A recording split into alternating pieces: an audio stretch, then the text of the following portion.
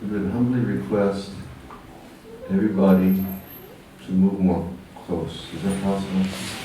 Yep. I know we have a fantastic sound system.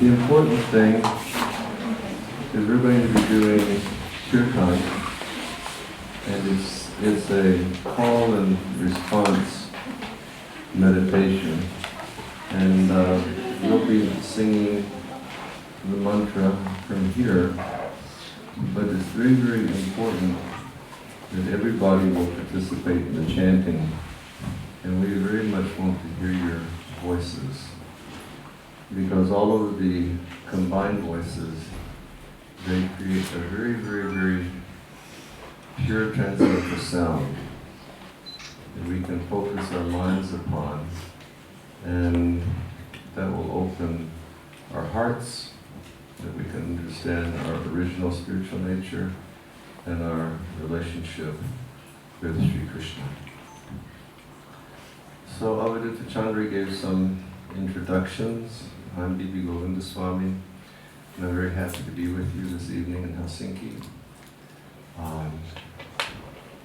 Basically, I hail from America, but I haven't lived there for 44 years. I spent more time in the East than I have back in the States. Vrindavan Kirtan, he hails from, born in New Zealand, grew up in Australia, and he's been practicing, he's been a Hare Krishna devotee since he was born.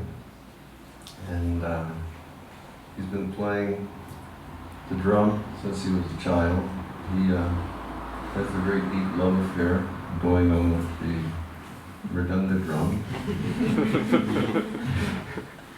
He's only 21 years old, and he's been traveling around the world now for the past 5 or 6 years, joining different Kirtan meditation programs, and sitting and chanting Hare Krishna and playing his partner for hours and hours and hours on end as a form of meditation, focusing his mind to support the chanting of the holy names. On this side we have Sachisuta, and Sachisuta, he hails from America. He's in Florida. He also has been a Hare Krishna devotee since he was born. And he went to Krishna schools in Mayapur, India, and in Vrindavan, India. And after finishing his high school in America, he moved back to Vrindavan, which is the home of the birthplace of Sri Krishna. We have a beautiful temple and ashram there. And he's been engaging in a Kirtan, a 24-hour Kirtan meditation program, which has been going on in Vrindavan for the past 30 years. And in the ashram there, they have a team of ashram members, and they have a schedule, and for 24 hours they keep this meditation going on. It's a very wonderful program. He's been participating in that now for about 6 years. And very interesting that Sachi, he went there because he wanted to develop this service and this mentality of being a servant of sacred sound. And he doesn't participate in sort of like the mainline slots when a lot of people are in the ashram and you have, groups of hundreds and hundreds and hundreds of visitors sitting and participating in the chanting. He'll always take some time, like 11 o'clock at night till 3 o'clock in the morning, and no one is there. And then he just sits with a few other devotees, and they chant, and they focus their mind on each syllable of the Maha Mantra, and they just become absorbed in spiritual happiness, spiritual bliss. So this is Sachi, and sitting behind me is Kinchana Krishna Prabhu, and Kinchana Krishna, he hails from America. You know, his father is Hungarian, his mom is Swiss. His father was a famous soloist for the Metropolitan Opera in New York, and he inherited these genes from his dad. It sort of went on a tangent because when he was young, those musical abilities got channeled into the bass guitar, and he actually he's a very professional bass player, and it was like when he was young, it was like the age of a lot of the straight edge, sort of like hard rock groups in America that all practiced veganism or vegetarianism. They didn't indulge in intoxication. Their music was like really strong, but it all had a message for the youth. And he was very much into that scene. He's been practicing Krishna consciousness very seriously now for over 20 years. And he also lives in Vrindavan, and he also participates in the 24-hour Kirtan program. And he's accompanied by his wife over here. This is Rati Manjari.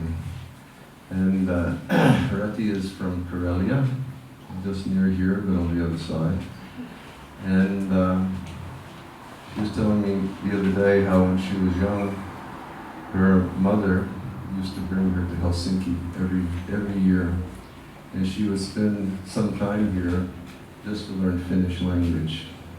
And then she went to university, and she studied English and Finnish, but now she can't I don't think she can speak a single word of Finnish. That says a lot for the university systems in Russia. But she sees the signs here and she remembers the words. So, this is Rati Manjar. She also has been, I'm not sure how old Rati is now. She must be 32 or 33. How old are you? 33? 32? And she's a student of mine. And she's been also practicing Krishnite since she was 15 years old. And I have an ashram, when I'm not in India, I have an ashram in Kazakhstan, really in the heart of Middle Asia. And Rati would come every year and she would translate for me. And she always tells me that she learned her English more from listening to myself than her university courses. So this is our team. It's an honor for us to be here with you this evening. Basically, it's going to be a program of hearing sacred sound and mantra meditation. We'll be chanting Hare Krishna, Maha Mantra tonight.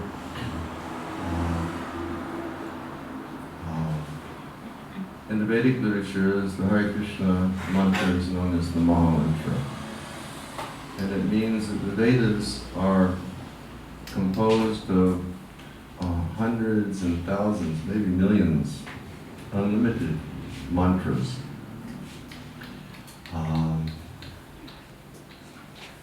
And all of these mantras are meant, they're in Sanskrit language, and Sanskrit text is called Devanagari.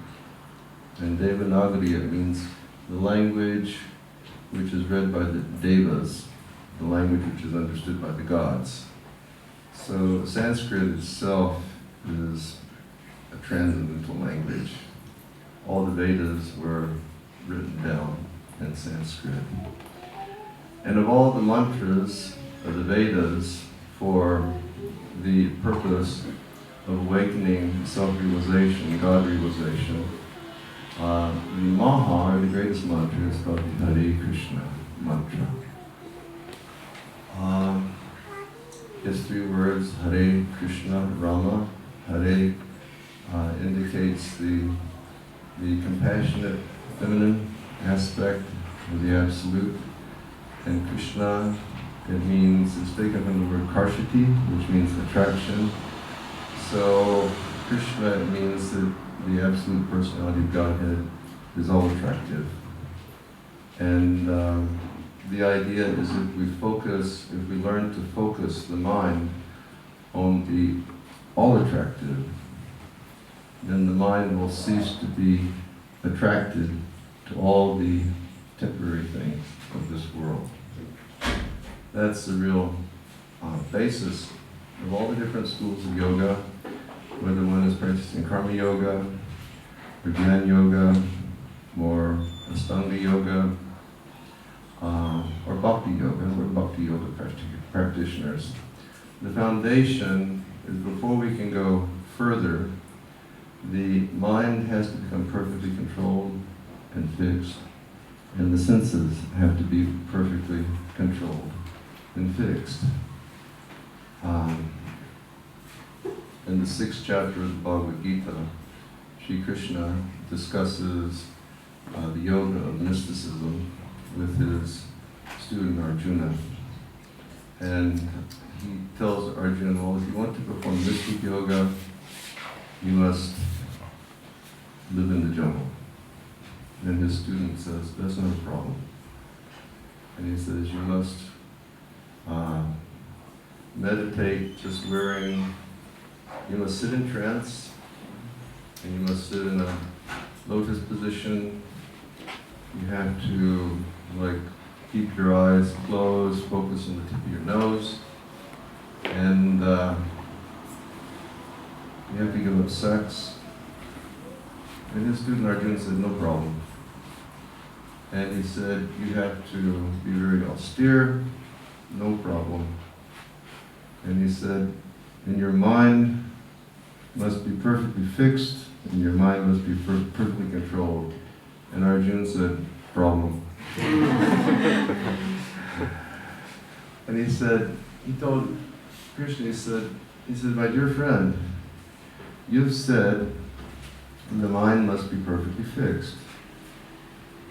But how can that be attained?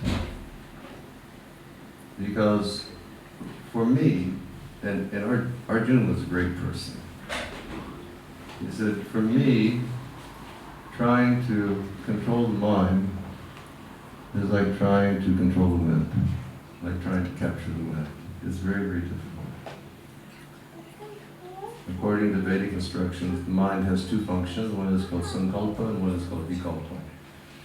And it means that the mind is always accepting something which we think is favorable for our bodily happiness. When we realize that it's not favorable for our bodily happiness, then the mind rejects it. So accepting and rejecting, and it's like, it's always going on. Always going on. The mind is never peaceful. So, foundation of any of the schools of yoga is control of the senses and control of the mind. So in this bhakti process, we do that through having the mind focused on the all-attractive Sri Krishna. So Krishna means attraction, or the all-attractive, so Hare Krishna. And Rama, it means the source of all pleasure, or the reservoir of pleasure. And there's something that all of us have in the room here tonight, whether we're in man bodies, whether we're in lady bodies, whether we're in American bodies or Finnish bodies or Russian bodies or Indian bodies, whatever type of body we're in, the soul, who we are beyond the body and the mind, is always seeking pleasure. We're all pleasure-seeking beings. And because of our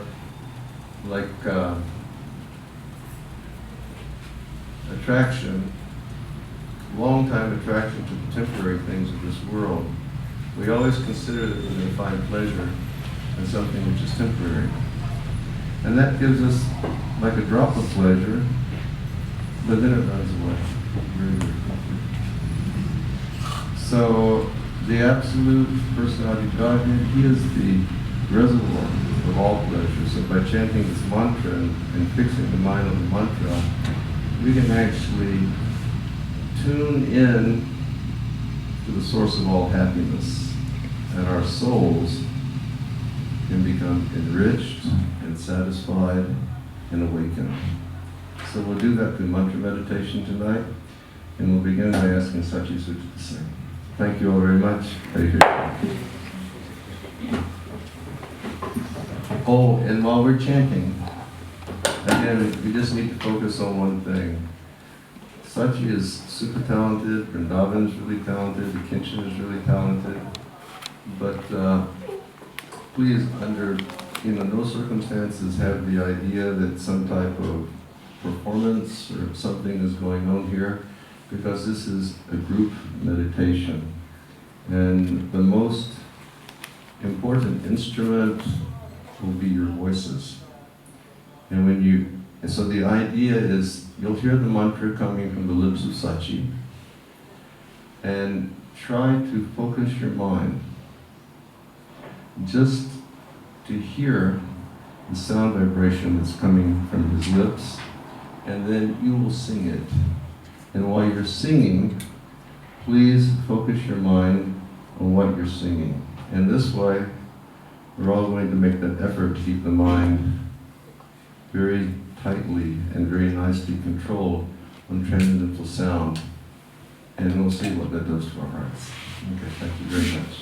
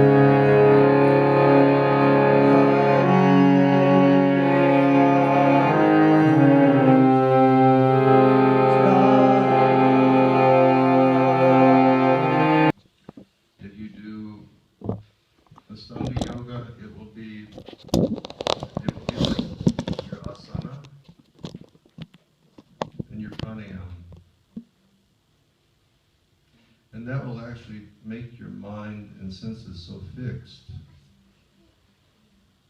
that the self can be realized within. But really it has to be fixed more than just your practice in the morning or your practice in the evening. It has to be like an eternal practice. And this may sound phenomenal to you, but it's the truth. I knew one saint, his name is Devraha Baba. Has anyone ever heard of Devraha Baba? Oh, Rati has. I'm asking because we have Indian people here. And sometimes the Indian people, they know Devraha Baba. And some people, yoga practitioners, they know Devraha Baba also. You can Google, is it the Devraha or Deoriya Baba? I met him 3 times. He was over 400 years old. And he was a Siddha, the Stanga yogi. And he had mastered the process of pranayama. He had mastered the process of controlling the inward breath and the outward breath. Like we're always like, but these siddhas are the perfect ones. They're so controlled that whereas we can extend, 100 respirations in a minute, they will extend one respiration, maybe a month. They're so controlled. And it's not fantasy. This is the science of yoga. And he'd done that. And probably he'd been practicing many, many lives. But in his life of Devaraha Bhava, he sort of like hit his extreme perfection. And when I met him, he was over 400 years old. He was an amazing personality. He was fully transcendental. But that's why I say that, to actually come to the position of perfection through Ashtanga Yoga, it's not just our short practice in the morning and our short practice in the evening, which is certainly excellent in focusing us and calming us and making us look within. But it's like a lifetime of practice. And he practiced for over 400 years. Once in 87 in Vrindavan, he lived in Vrindavan. Amazing person. He never lived on the ground. But he always lived in a little straw hut that was on bamboo sticks off the ground. And he lived on the other side of the sacred Jamuna River in Vrindavan. So I had been to see him once, just to see him and to bow down to him and pray that he would just bless me, that I could make progress on my path. And in 87, a group of my friends from Italy came. And they brought a group of yoga practitioners, and they were all stunningly beautiful young Italian women. I mean, they were all like, sort of like eye-popping beautiful. And they said, "We want to go see the 400-year-old man." So I said, "Perfect." So one afternoon, it was in the winter, and Vrindavan was pleasant climate in the winter. We walked, and we had to walk probably 7 kilometers where he was staying. And we got there, and one of his celibate students came and he said, "Yes, Maharaji, what would you like?" And I said, "They have come for blessings from Babaji."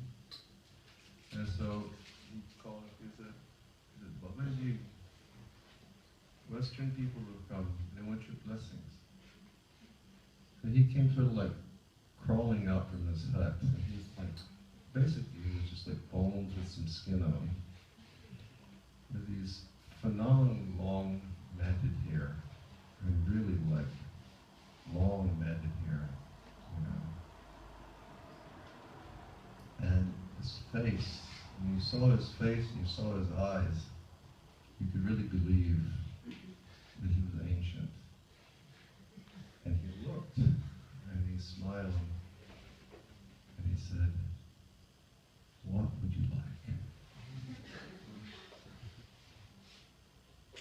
He was speaking Hindi, and his celibate student was translating. What would you like? And I was thinking, oh my God, we have come before.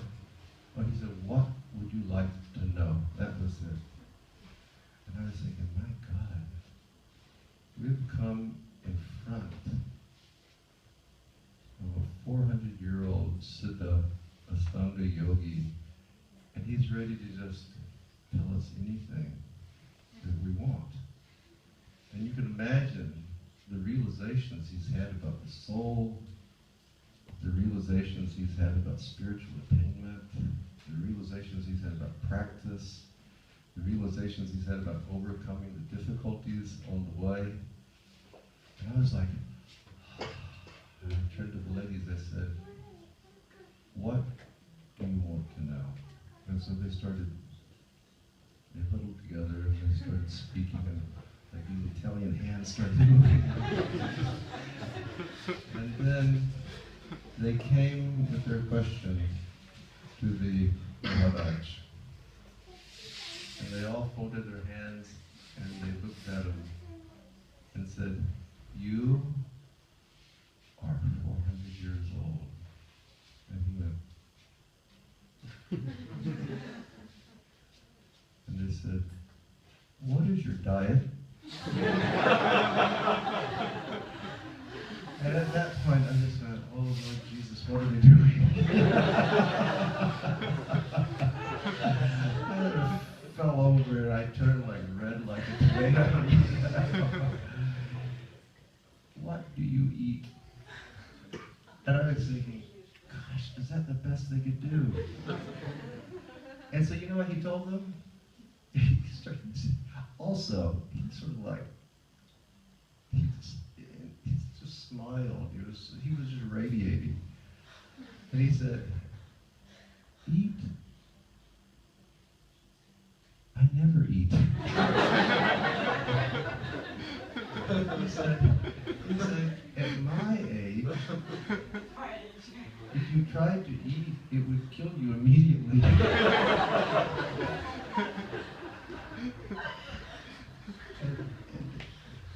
And then they said, "If you don't eat," and I could just imagine their head was going, "Oh, mamma mia, no pasta."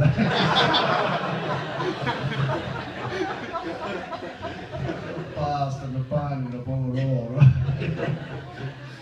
"If you don't eat, how do you live?" And he said, "I live by taking prana from the sun. I live by taking prana from air. And I drink pure water from the Jamuna. That's all I take."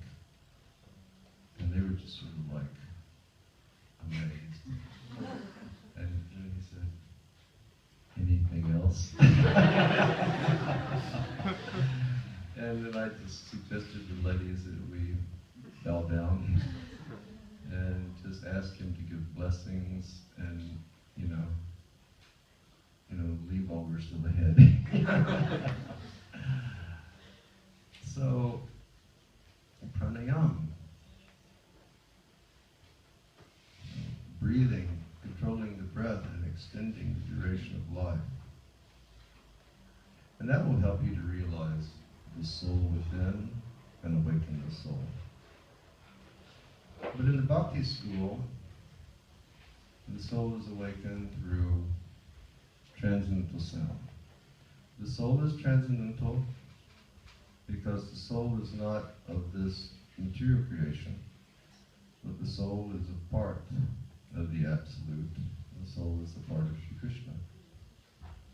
So it's transcendental, meaning the soul is not affected by birth, death, disease, and old age. The soul is eternal.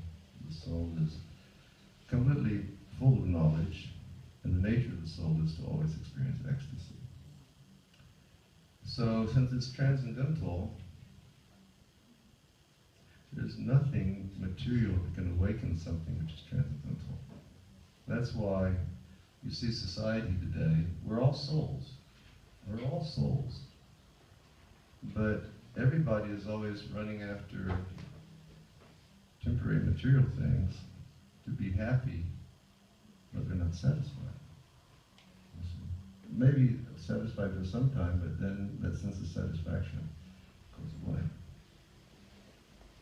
So to awaken the soul, we need to hear transcendental sound.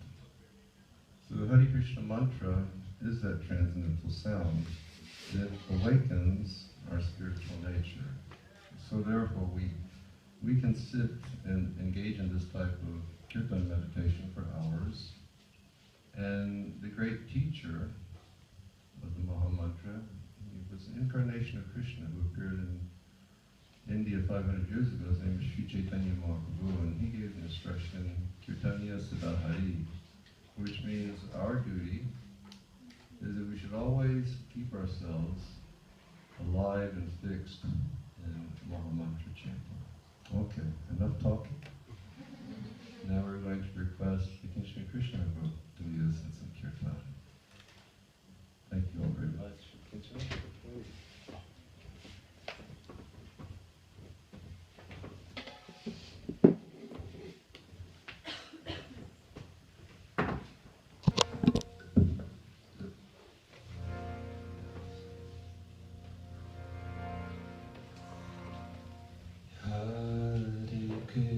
Krishna, Hare Krishna,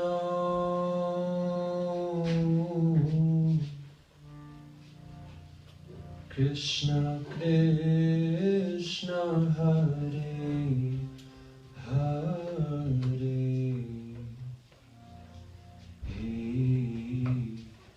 Hare Rama, Hare Rama,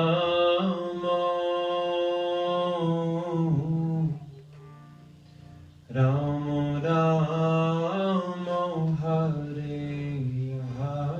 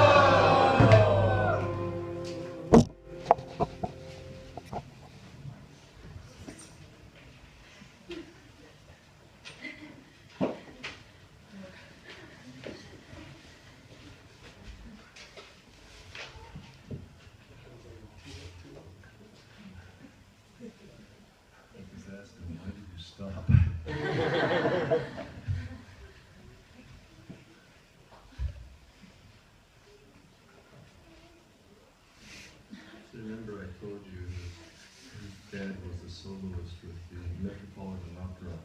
Did you get some of his dad's genes?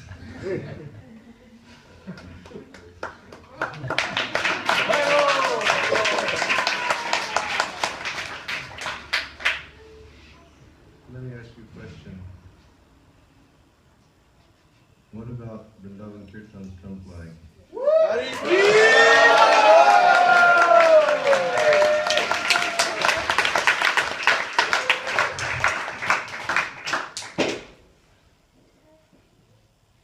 I told you he has a deep love affair with this instrument, and he uses it for glorifying Krishna. In the school of bhakti, the great literatures teach that in the process of bhakti, or in the process of devotion, we take all of our properties and we utilize our properties in the service and the glorification of Sri Krishna, for the pleasure of Sri Krishna. And when you say, what are our properties? Well, we have our tongue. So we engage our tongue in chanting and our tongue in the process of glorification. We have our bodies. If we're the proprietor of the body and we're not the body, but sometimes we have this body that we're living in. So we don't just use the body for ourselves, but we use the body as an instrument for the glorification of Sri Krishna. And then we have our minds.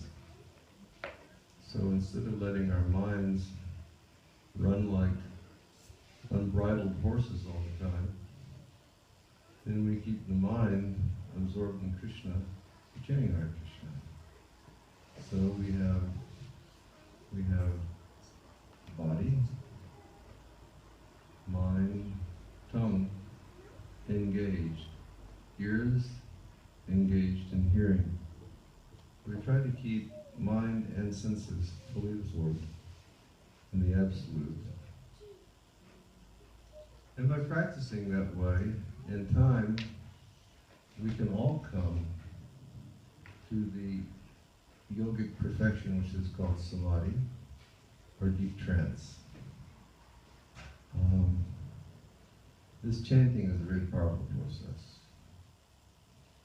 And my spiritual teacher, my spiritual master, Srila Prabhupada, he said that regardless of what you do, regardless of what your belief is, or regardless of what your birth is, your culture, or whatever, if you just absorb yourself in the chanting of this transcendental sound, and do that very carefully in the course of your life, in this life, you can come to that perfection of samadhi, or trance. He guaranteed that. And by coming to that position of samadhi or trance, you'll always feel happiness from within. And your soul will always be awake. And your soul will always be connected to the super soul. The Atma will be connected to the Paramatma. And in that state, we will always perpetually live in a state of happiness, of bliss. So that was Sri Krishna's instruction on bhakti. He concludes his instructions in the 18th lesson of the Gita. After everything has been said, after everything has been done, he concludes his instructions by saying, Man mana bhava mad bhakto madhyaji mam namaskaru mam ivaisasi satyam te pranichani priyasina. He says, Man mana bhava, just think of me with love. Mad bhakta, become my devotee. Madhyaji, offer what you have to me. Mam namaskaru, just give respects. Simple things. Not sadhana for 400 years. Simple things. Think of Krishna, the chanting Hare Krishna. Practice a devotional life. What we have offered to Krishna. Develop that blessed state of humility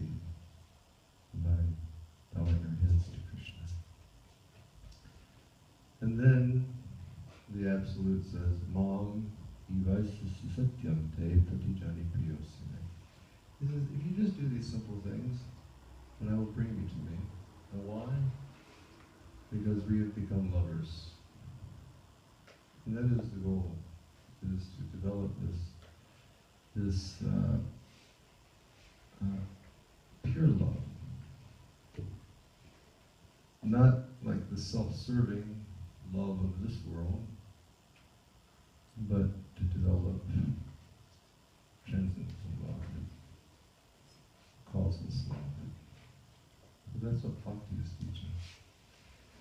And Sri Chaitanya Mahaprabhu, he said that just through chanting, very beautiful. It says that the mirror, which is your mind, will become cleansed.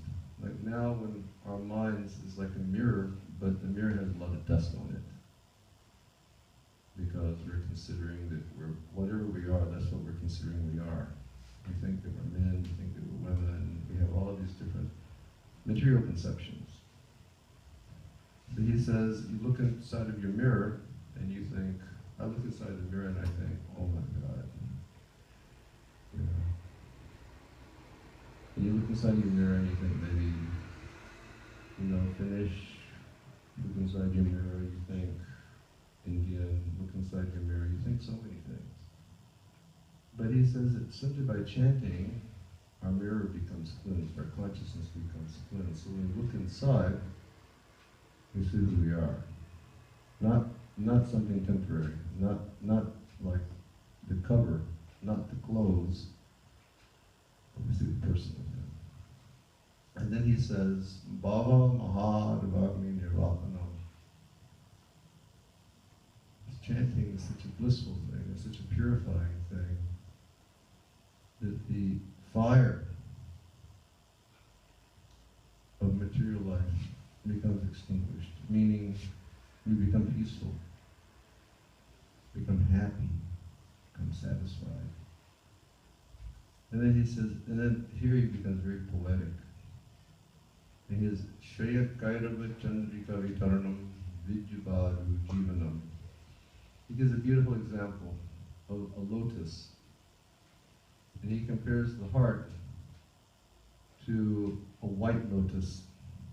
Now, do you have lotuses in Finland? No, the water's too cold to grow lotuses. So like in India we have lotuses, right? And even in Kazakhstan we have lakes that are filled with lotuses. And you have red lotuses, you have blue lotuses, you have pink lotuses, sometimes golden lotuses. These different, very colored lotuses, they open under the heating impulse of the sun rays. Like sometimes we go walking early in the day, and you see the lotuses in the pond, they're like this. And then the sun starts to come up, and it starts to become warm, then the lotuses start to open. You see? Yeah, so lotuses start to open. And it's very interesting. Sometimes the lotuses open, and you're looking, and then sitting on all of those filaments in the middle, you'll see like a bee sitting in there who is drinking nectar. And he got so much absorbed in his nectar drinking business that he didn't even notice that the lotus was closing around him. So, Shop is closed. But he's so intoxicated by drinking that sweet nectar, he doesn't even notice. And then when it opens, then he flies away. He's liberated. So Chaitanya Mahaprabhu says, all of us, our hearts are like white lotuses. And white lotuses don't open under the impulse of the heat of the sun, but they open under the rays of the moon. So, and then he says that this transcendental sound, which is created through chanting Hare Krishna, these are like cooling moon rays, which will cause the lotus of your heart to open. Like people who have been to India, like the nicest season to go to India is a season sort of like, it's from like mid-October, sometimes a little late October, for 1 month. It's called Kartik. It's just beautiful and perfect at that time. And the most astounding thing about Kartik is the full moon that you see. Just very, it's so big, it's huge, and that is, technically, that's the beginning of the winter season, right? Or the beginning of autumn or winter? This beginning of autumn. Sharad. Autumn season. So these cool rays come down after all that heat that we've been having for so many months. Those cooling rays, you feel so satisfied and so blissful.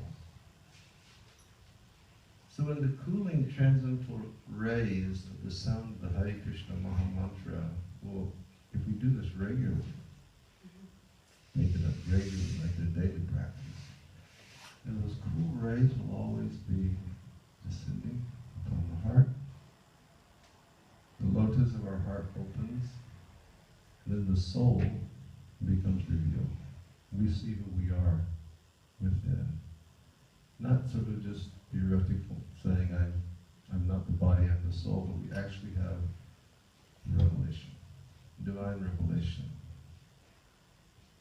And then after that, then knowing who we are, we enter our relationship with the Absolute, with Sri Krishna, the original personality of Godhead.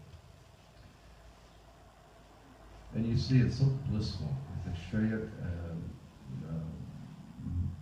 Maha-Devapana, the fires of material. When you start absorbing yourself, did you see how happy everybody was? It was something, wasn't it? Yeah. Some people got up, started dancing. Everybody had a smile on their face. Everybody became peaceful. And it's the effect of the transcendental sound of the mantra upon the heart. And anybody can do it. Anybody can do it. So, we'll chant a little bit more. But our request is for everyone, really get absorbed. And then, when you go home tonight, whatever is your practice, whatever is your sadhana, whatever is your faith, whatever is your belief, whatever is your diet, and chant the Hare Krishna Maha Mantra. And it will take you to another transcendental dimension of life. Okay, so we'll continue chanting Hare Krishna.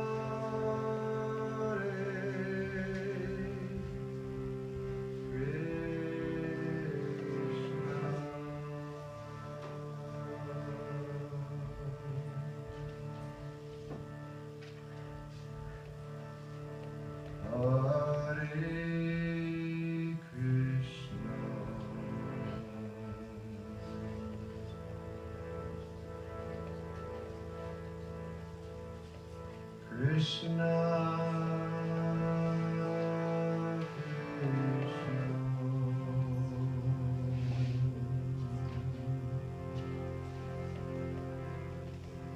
Hare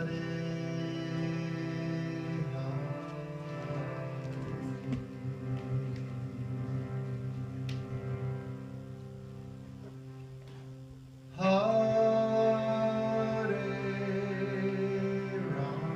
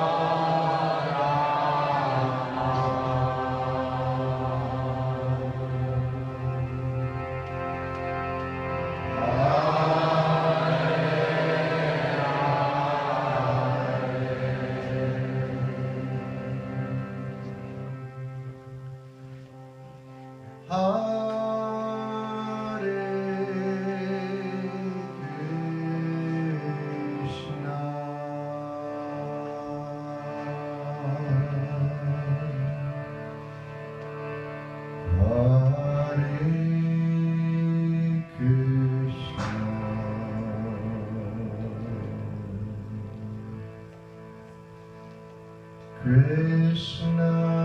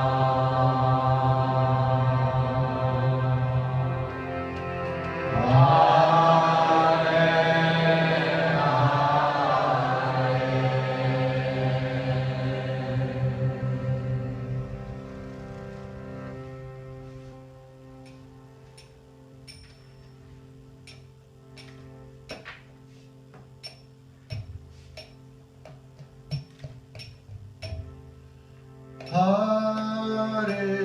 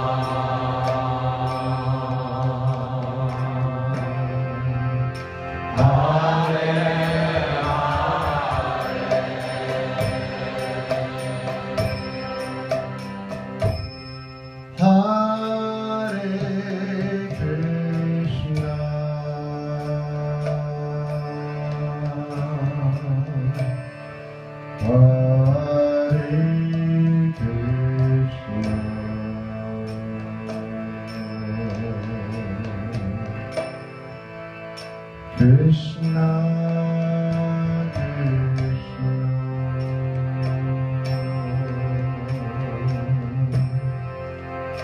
Hare